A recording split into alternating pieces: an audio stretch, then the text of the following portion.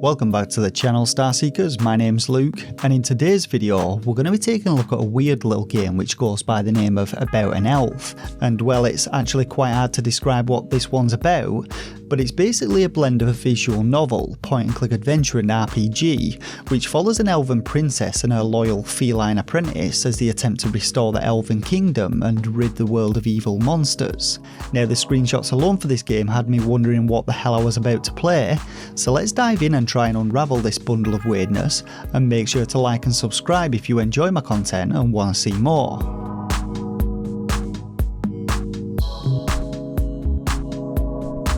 So the story with this one is about as surreal as the rest of the game, but if you're watching this review then you're either into weird shit like me, or you've gone down the YouTube rabbit hole and somehow ended up here. Whatever your reasons though, About an Elf follows the story of one magical princess of all the elves called Dam, whose love for gummy bears leads her to tell a series of tales, each more ludicrous than the last. Due to it being a very story-driven game though, to avoid spoilers I'm not going to be going into any real details here, but the first of these tales sees Dam and her newly recruited Padawan, Roland the Brave, embarking on a quest to save the Elven Kingdom by hunting down and destroying its monsters. With all other stories though, Dam's recollection of the chain of events are sketchy at best, and she also seems to be a prolific liar, embellishing the facts and making up things as she goes along, so at any point in the game it's difficult to actually separate facts from fiction. Now, at points in the game, you do get to direct the story in different ways, making decisions via on-screen prompts, and while I'm not entirely certain that you can actually stray off the main story path, as it seems that you're often forced into picking a particular option,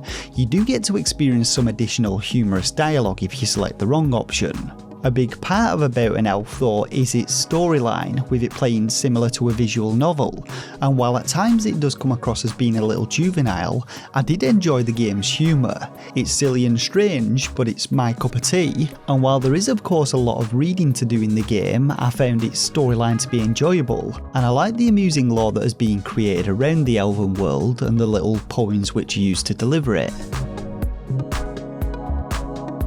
So gameplay with this one then, and as I mentioned in the intro, About an Elf is an unusual blend of a visual novel, point-and-click adventure and RPG elements, but I'd say it most likely appeals to fans of visual novel games. Now, as you play through the story, the game jumps back and forth between Dam spinning her tale to her elven friend and the events of the story itself, and as I said before, you can make decisions to send the story in different directions, though I'm not entirely sure that these have any real impact on the gameplay. Now, actually exploring and navigating the Elven Kingdom and interacting with the various objects you find there is a familiar process of directing and selecting them with an on-screen hand cursor, and while there only really appears to be one main route through the game, there are plenty of amusingly useless interactions to keep you entertained, as Dam makes up inventive purposes for everyday objects that you find and recounts historical events which the Elven nation have lived through. Now, when it comes to the RPG elements of this one, these generally come in the form of combat encounters whereby you need to identify the enemy's weakness through visions displayed in a crystal ball. And to begin with, Dam has 3 powerful magi balls at her disposal which look suspiciously like marbles, and each of these aligns to a specific element such as water, fire or lightning. Now, in order to defeat an enemy, you must select the ball with the correct element, and these are hinted at in the crystal ball visions. For instance, a weakness to fire may manifest itself as a vision of hot coals, or a weakness to water may appear as a running stream. Using the correct ball will obliterate the enemy, leading to a swift victory, but selecting the wrong ball will cost you a gummy bear, and I never actually found out what happens if you lose all of your gummy bears. In general, I found identifying the correct elements in the vision was relatively easy, however some of them are a little more obscure, requiring you to think outside the box, and later on in the game you actually obtain new magi balls with additional elements,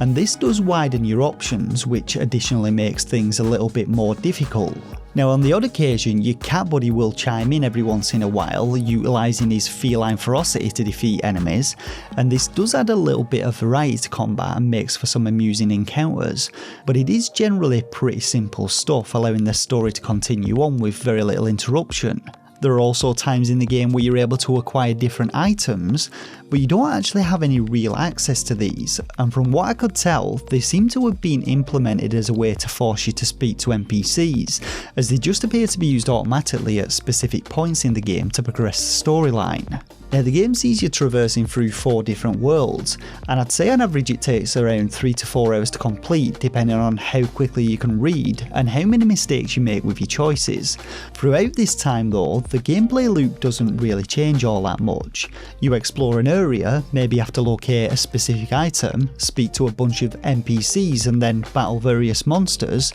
and on its own the gameplay loop could get pretty boring, was it not for the game's storyline driving it along. But I will say that the story itself is really catering for a particular type of audience, and if you don't like this type of humour and the surreality of it all, then unfortunately I'd say the game has very little to offer to you. If you do enjoy visual novels though and were intrigued by the game's screenshots, which I have to say are an accurate representation of its weirdness, then you may actually enjoy this one. I would have to say though that I think its price is a little on the high side for the gameplay and content on offer, but pick it up on a reasonable sale and it's well worth your money.